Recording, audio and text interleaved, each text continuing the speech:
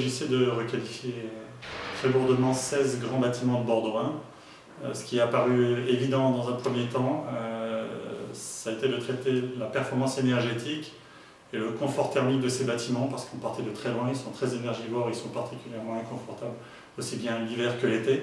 Un second enjeu qui était moins évident pour la communauté universitaire et qui a trait au volet social du développement durable, c'était la qualité architecturale et patrimoniale de ces bâtiments, qu'il fallait réussir à préserver malgré une intervention lourde sur les façades. Un troisième enjeu important allait être de devoir conduire ce chantier lourd en site occupé.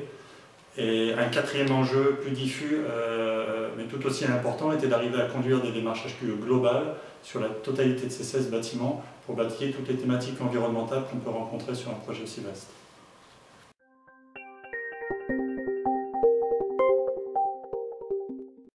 Alors les études de pré-programmation de Nobatec, donc basées sur des simulations thermiques dynamiques, ont montré que les bâtiments de l'Université Bordeaux 1 pouvaient atteindre le niveau BBC Rénovation. Par contre, ce qu'on a souhaité, donc ce que l'université a souhaité, c'est de laisser jouer la libre concurrence donc, entre les groupements.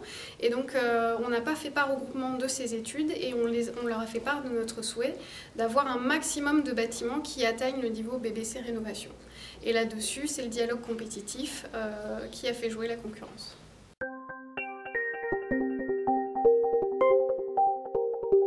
Les points forts principaux du projet, c'est le fait qu'il allie l'exigence de qualité architecturale et de développement durable, notamment à travers le dispositif de double façade qui permet l'isolation thermique des bâtiments et une qualité architecturale.